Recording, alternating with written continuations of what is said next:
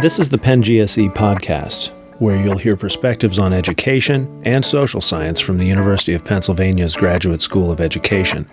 I'm Tom Ketchkamethy. Today on the podcast, your mother's so poor she can't even pay attention. Dr. Howard Stevenson tells us how mastering the art of trash talking can help prevent violence in youth. Stay tuned.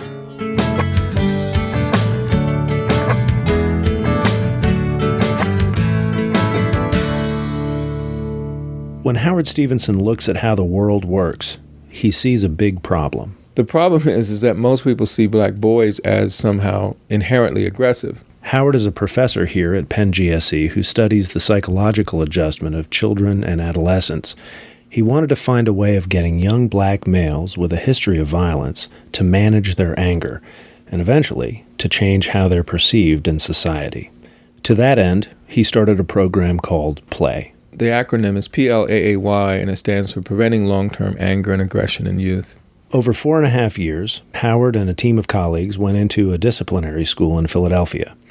They worked with over 200 boys who'd been thrown out of their high schools for acts of aggression. These are boys who had a lot to be angry about. They'd been rejected by their teachers and their peers. Many of them had bad relationships with their families. The idea was to get these boys to rethink their understanding of those rejections and of loss and discrimination. And there were different ways to try to do this. We had a basketball component where we used basketball as a way to get at the emotions of young people. Basketball in particular is a game of ego, a game of manhood challenges. And for many of these boys, we wanted to witness how they handled stress. And so we were very much wanting to be there with the boys before, during, and after conflicts. Conflicts came up often. Someone would miss a pass or throw a bullet into the kid's face or call him names. The boys would approach each other, ready to fight. Howard and his staff would intervene. The lesson we learned is that the boys would often be very scared. You could feel this fear. It was, palpable. You could hear the whimpering in the voice and sweating, nervous shaking, uncontrollable shaking. And on the outside, the boys would be pushing bravado. I'm going to kick and you better. But as we would push them away from these encounters, you could hear almost within these small voices, "Oh, I'm so glad I don't have to kick your ass today. I'm scared to death." And the thing is that when adults intervene and the adults are trusted by young people, and not just in basketball encounters, you relieve them of the enormous pressure to be men when they're really boys. Boys with a full range of emotions, just like anyone else. Boys who are not all anger and aggression all the time. But in order to get other people to see them that way, the boys would need to learn alternative ways to end conflicts other than fighting. That's why Howard hired Sensei Nimer Hassan. He was a internationally ranked martial artist. He's from Philadelphia. He used to be a part of the gang network here. He understands street culture, and he integrated that in his own style, which was an escapist form of martial art. So the goal was to teach students how to get out of danger. The main difference between basketball and martial arts was the boys had never done it before, so they couldn't really challenge each other the way they did on the court. The one person in the room who did know what he was doing was the sensei. One day during practice, a boy put up his hands and told him, "Let's fight." So the sensei responds by saying, "Excuse me, class, we've had a request for a fight." And he says, "All the class sit down except for you." And he ends up being the first to sit down. The young man, who's the smallest guy in the room, comes up and says, "Look, I will fight you." We call him Marble Man number 1, Marble Man number 2. The young man wants to know, "Well, are you going to do that karate stuff?" And the sensei says, "Well, it's a fight. I can do whatever I want." So, and the kid walks away. He says, "I'm out." Marble Man number 3 comes in and says, "Well, I'll fight you, but I have conditions. Don't hit me in the face," because he's pretty. He doesn't want anybody. He's got things to do. So while Marble Man number 3 is deciding to fight, Marble Man number 2 comes back. Now, the reason that's important is because everybody knows he is the best fighter. In the school, he has the best reputation.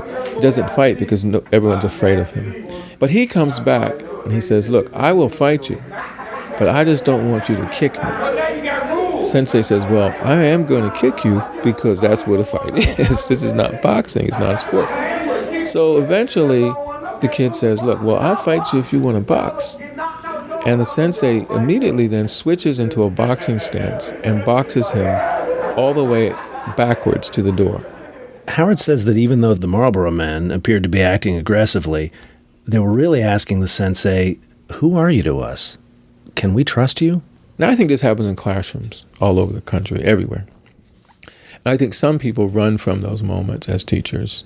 And I think with black boys in particular, if you're fearful of them, you really don't engage. You disengage, you run, you turn it into something, I think, not human. But if you don't run, if you do engage, you have the opportunity to get kids to trust you deeply. Then in many ways, they're open books for all kinds of unlearning. You could drop information about black history. You can drop information about what is racism, what does it mean to be a black male, how do you deal with teachers who don't like you. Howard and his staff got the boys to open up in group therapy sessions.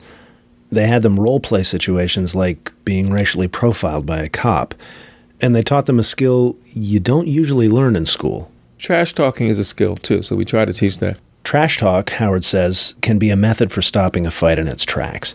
It can also be adapted from insults and your mama jokes to persuasive banter, the kind of banter used to make a convincing argument.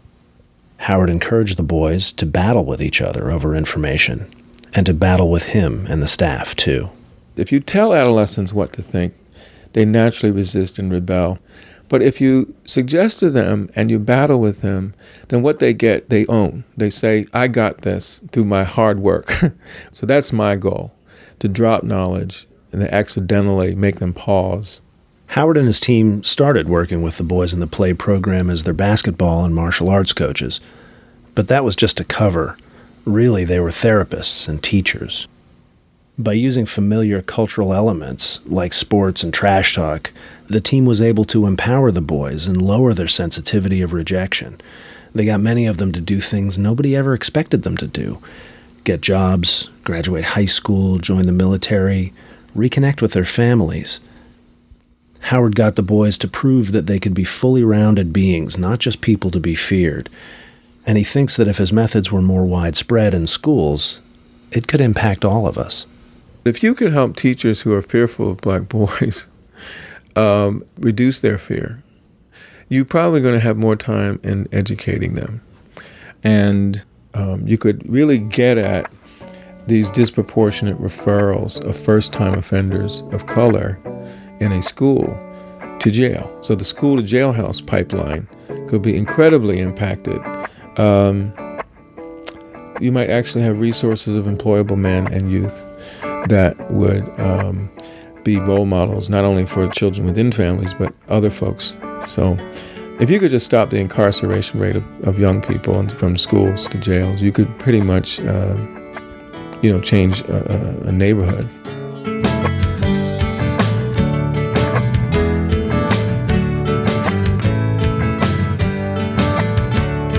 Howard Stevenson has edited a book about the experiences that he and his colleagues have had in the PLAAY program. It's called Playing with Anger, Teaching Coping Skills to African American Boys Through Athletics and Culture, published by Prager. Howard recently got a grant from the National Institutes of Health to take his strategies to parents, teaching them how to be emotional coaches. He also plans on training teachers and children on how to manage racial stress in the classroom. The Penn GSE podcast is a production of the University of Pennsylvania's Graduate School of Education and is produced by Hilary Frank. Trevor DeClercq wrote our theme music. I'm Tom Ketchkamethy. To learn more about this project and others, go to gse.upenn.edu.